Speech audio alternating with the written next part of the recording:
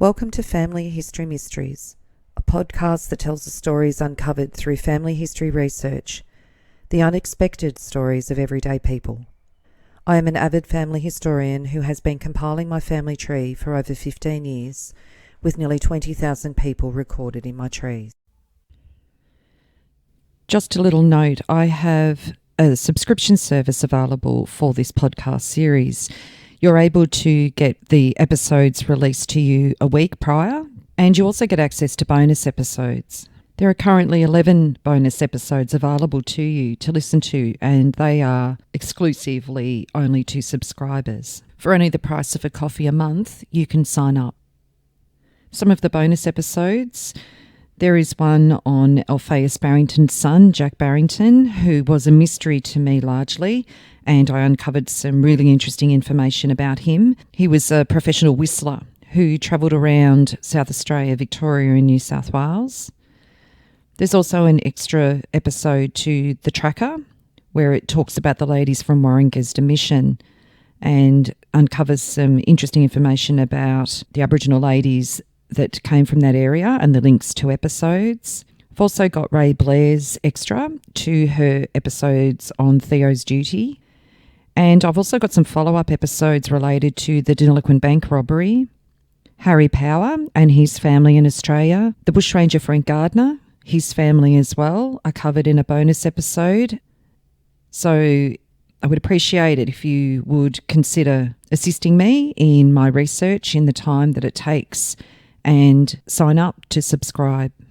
I also have a Facebook page, so when you're listening to the stories, tune into the Facebook page, Family History Mysteries, as I add photos and documents and other pictures that relate to the person, so you can put a face to the name as you're listening to the podcast.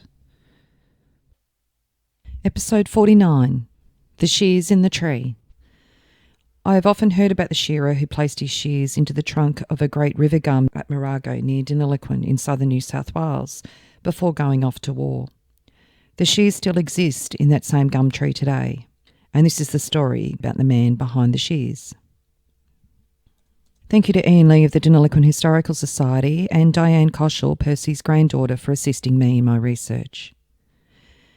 The man who put the shears in the tree was Percy James Moran, and he was born on the 10th of October 1897 in Deniliquin, New South Wales.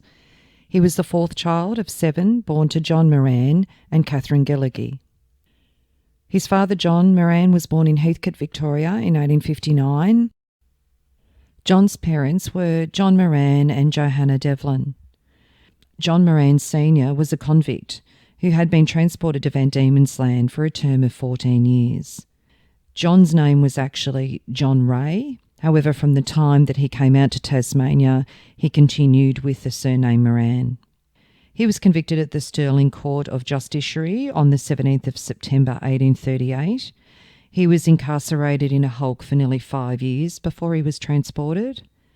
He left England on the ship the Lord Petre on the 3rd of July 1843, arriving in Van Diemen's Land on the 15th of October 1843. He was 19 at the time of his conviction, 5'5" 3/4 inches, brown hair, blue eyes, Protestant, and could read and write. He was convicted of housebreaking and stealing a watch with his brother James, who also received 14 years. John had previous offences, and it was stated that he was a gardener from Edinburgh, Scotland. On his arrival in Van Diemen's Land, he was placed on an 18-month probation and stationed on a gang. He was released from the gang in April 1845. He had been caught after hours several times and given some terms in hard labour, but he got his ticket of leave on the 11th of December 1849, and on the 21st of September 1852 he was free. He married Johanna Devlin in Westbury, Tasmania, on the 22nd of January 1853. John was 25 and Johanna 18. At the time of their marriage, John was a farm servant and Johanna a house servant. Johanna's father was an Irish convict and her maternal grandfather was also a convict.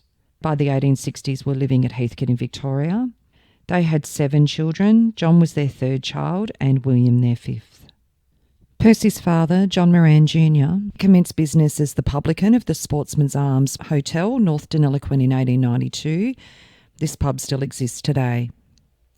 The Sportsman's Arms was the fourth pub to be licensed in Deniliquin.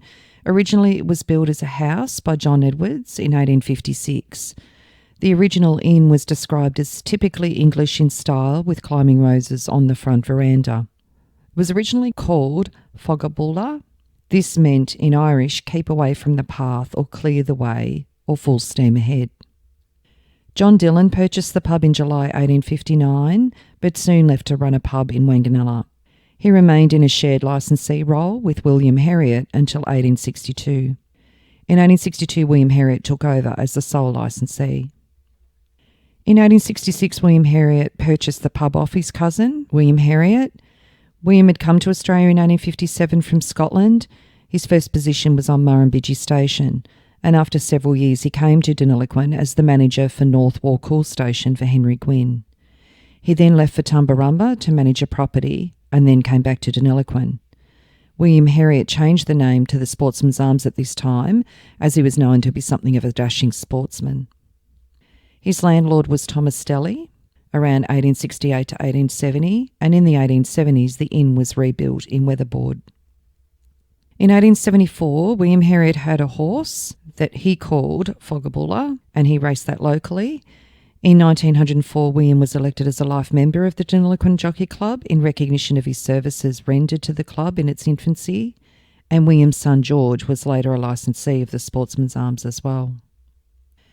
In March 1887, S.G. Rich took over the licence, and in 1892 there was an article in the local paper, Sale of Property.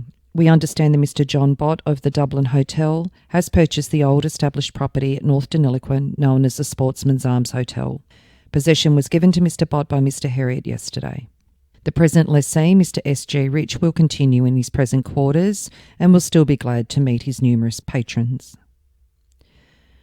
John Bott was nicknamed Cootie, and he was also the licensee of the White Lion Hotel and the Central Hotel in Deniliquin, and he was better known in the town as a horse trainer. In July 1892, John Moran took over the running of the Sportsman's Arms. However, he filed for bankruptcy on the 26th of June 1899, but remained in the Deniliquin area. John's brother, William Moran, took over the running of the pub from 1900. The immediate area around the pub was known as Moran's, including what is now known as the Brickkiln Creek. This was named as Moran's Bridge at the time. William Moran was born in 1866 in Heathcote. He was a younger brother to John Moran, and he married Frances Heaviside in 1897 in Heathcote. Frances was born in Deniliquin in 1866. He had 3 children with Frances, 2 girls and a boy. The girls did not survive infancy. And in 1901, it was reported that Mrs. Moran had passed away.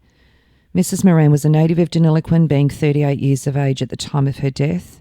The deceased had been a great sufferer from the affection of the kidneys for some years past, but under the constant care of Dr. Noyes and frequent changes of air, she would apparently become well again and able to help in her household duties.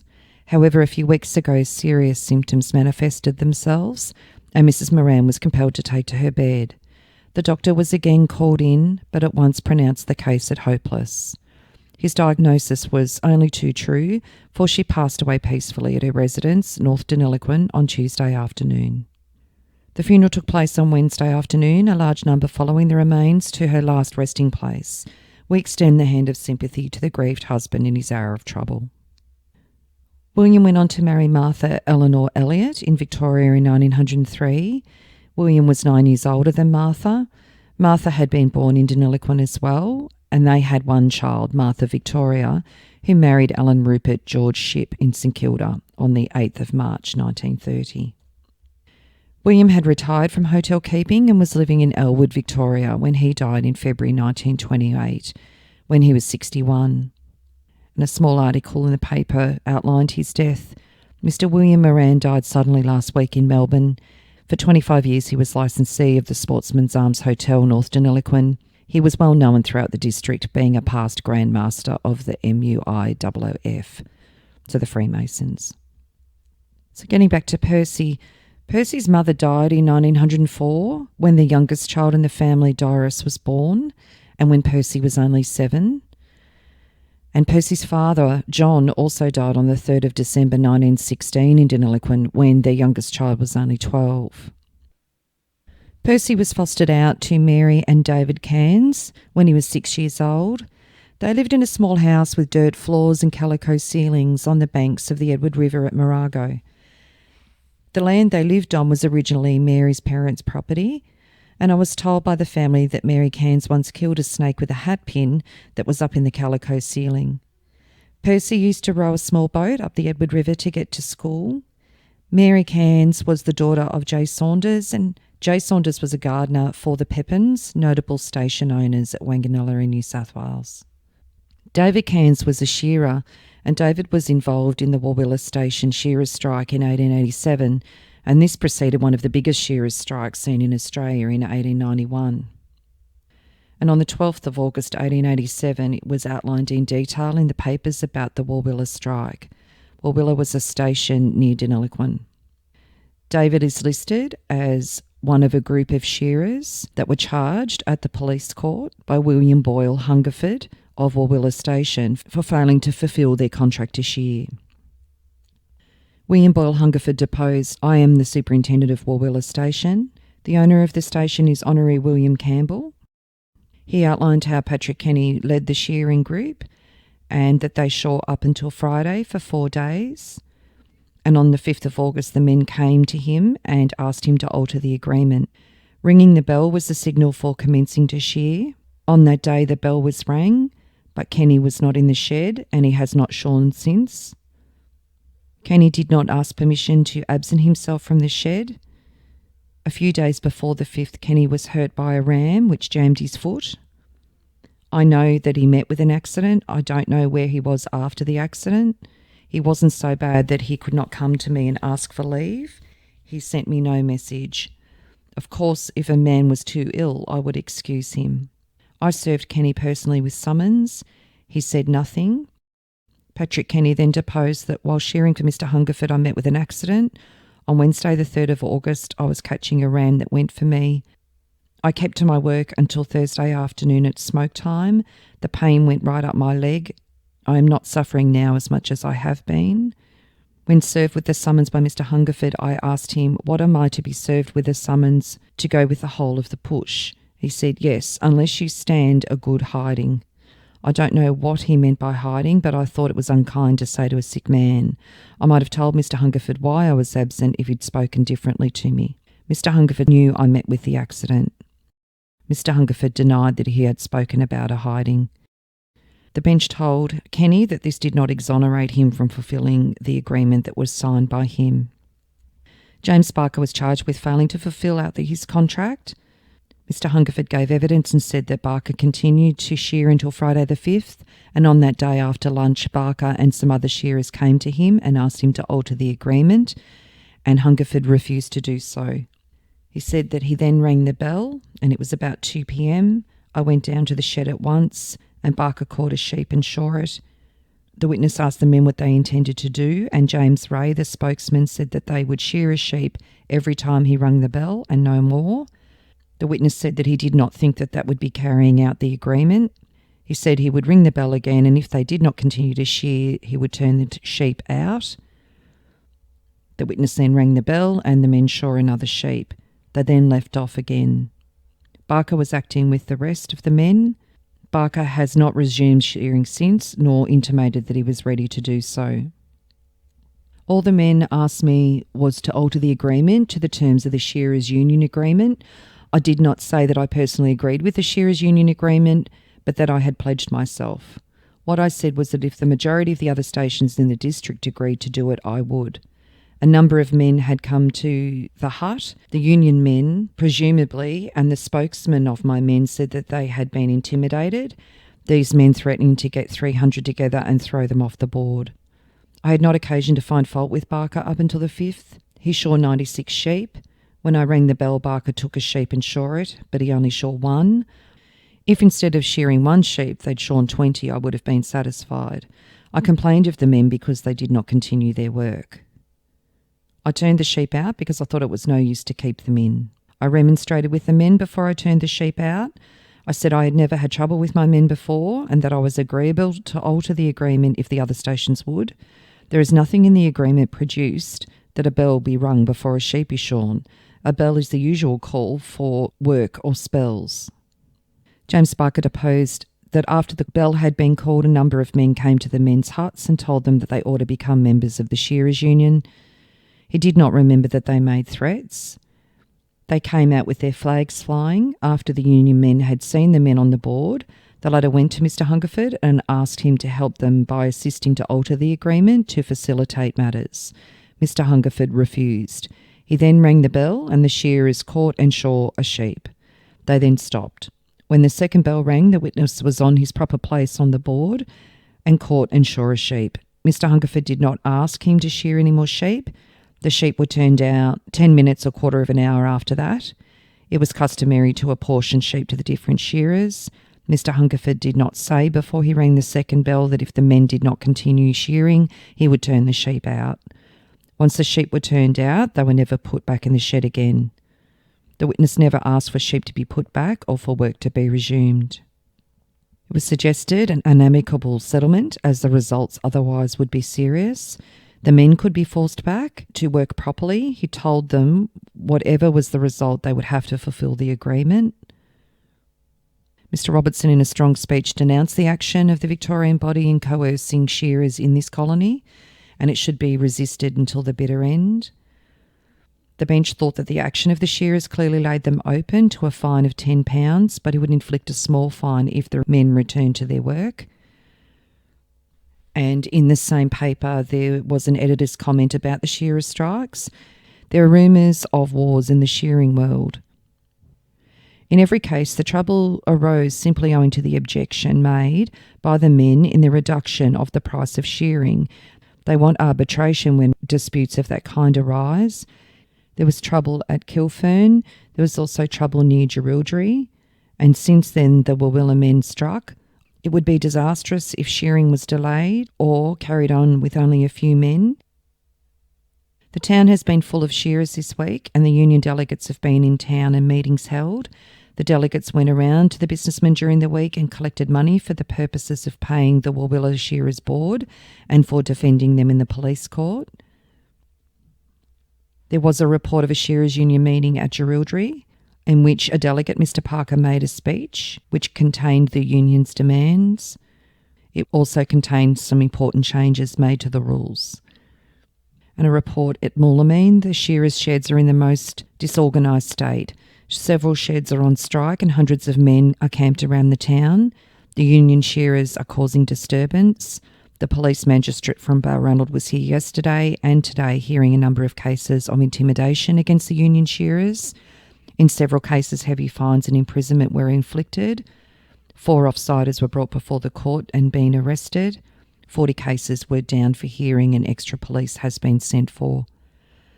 And at Ivanhoe, shearing operations are at a standstill in this and surrounding districts owing to the squatters standing out against the terms demanded by the Shearers Union.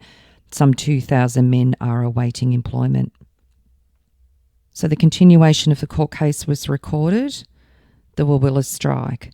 On Saturday morning, this case was again called. The lateness of the hour was caused by efforts at conciliation.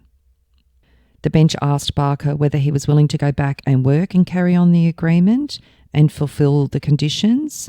He agreed that he would. All the defendants were then called. The bench said that their offence was a serious one. They had entered into an agreement to work for a matter and should carry out that agreement. If they agreed to go back and didn't, then they could be sued again. Then Mr. Robertson said the case was degenerating into a farce. The men did not intend to go back. And a shearer said that he would not go back, and the bench said then we will go on with the cases separately. Gleeson, in his evidence, said the shearers remained on the board until all the sheep were turned out. The shearers stopped in the hut until Monday morning. The dispute arose on the Friday. From Friday to Monday, the sheep were put in the shed. None of the men were asked to work. Mr. Hungerford served them with summons on Monday morning. He never remonstrated with them personally for not shearing the sheep. The witness never broke his contract by refusing to go to work. Mr. Brawl said the magistrate had made up his mind. It would be a waste of time to address the court. He objected to the increase of penalty. As Mr. Hungerford had not said he wanted unwilling men to go back, it would be better to cancel the agreement and start afresh. And Mr. Robertson said on union rules, to fine the men heavily would be to inflict a penalty for what they were supposed to be about to do, not for what they had done. All of the men were called in. There were 17 in total. The bench agreed to increase the fine and so cancel the agreement. The bench said these men have done what they did with their eyes open. I inflict £5 costs of court, £1 professional costs to be recovered. Gleeson was sentenced to 14 days imprisonment and then the court adjourned. When they returned, the men stated they were anxious about their wages and were allowed to go and see about them being bound to appear at 2 o'clock. At 3 o'clock, the men were served with their committals. Edward Ray was called and he agreed to go back to Warwilla, consenting to accept the judgment and the fine. John Crawford and John White also agreed to go back. The bench then said that if the men were threatened by union men, if they informed the authorities of the fact, each men intimidating or threatening were liable to a £20 fine or 6 months imprisonment. He desired to make that public as it appeared not to be generally known. This was according to the Criminal Law Amendment Act. The 17 men then proceeded outside and were escorted by the police and went off to jail. In front of the courthouse, a cheer was raised. David Cairns was amongst the group that was sent to jail. So in 1891, the shearer strike was one of the earliest and most important industrial disputes. In 1891, wool production was one of the Australian continent's largest industries. However, working conditions for the shearers during the 19th century in Australia were consistently poor. By 1890, the Amalgamated Shearers Union of Australasia boasted tens of thousands of members and they had unionised thousands of sheds. At their annual conference in Burke in 1890, the union laid down a new rule which prohibited members from working with non-union workers. With the growth of the wool industry, many joined unions to campaign for better conditions. Soon afterwards, shearers at Jonderun Station in the Darling Downs went on strike over this issue. As non-union labour was still able to process the wool, the Jonderun shearers called for help. The Rockhampton wharfies responded and refused to touch the Jonderun wool. The Unionists won the battle. This galvanised the squatters and they formed the Pastoralist Federal Council to counter the strength of the unions. The outcome of the 1891 strike was credited as being one of the factors of the formation of the Australian Labor Party.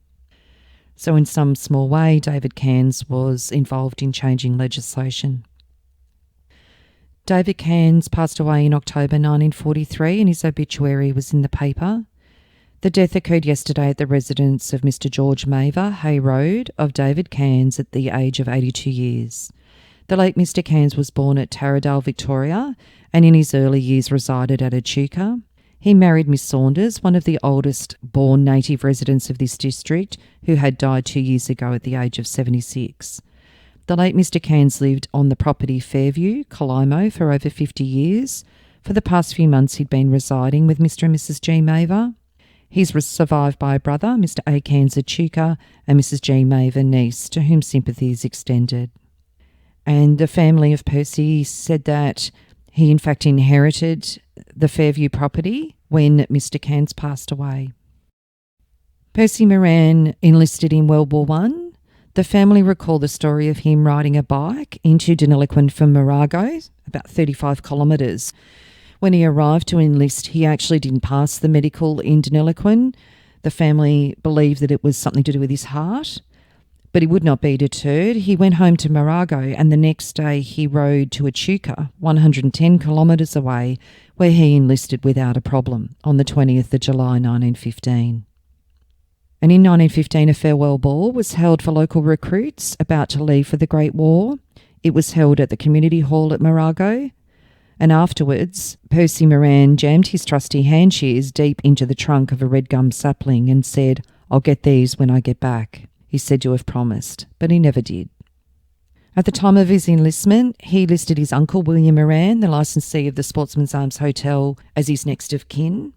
Percy's military record enlistment information was then altered to state that his guardian, Mrs. Mary Cairns, wife of David Cairns Shearer, who lived at Morago near Deniliquin, was his next of kin, and prior to enlistment, Percy was working at Bingle Station at Morago, shearing and doing odd jobs. Percy embarked on the 29th of September 1915. He was a message runner in the trenches. His family said he would have been perfect for the job, as he was small, brave and fast and never complained. He received a gunshot wound to the eye on the 23rd of October 1917, and he had been fighting in Egypt, Belgium and France, and he was discharged on the 15th of August 1918 and deemed medically unfit due to the excision in his right eye. Percy was living with his sister Irene in 1919 until 1922 in South Melbourne when he returned, and in 1923 Percy applied for a grant for a war services home. In 1924 he was living in Glenferrie and working as a motor driver.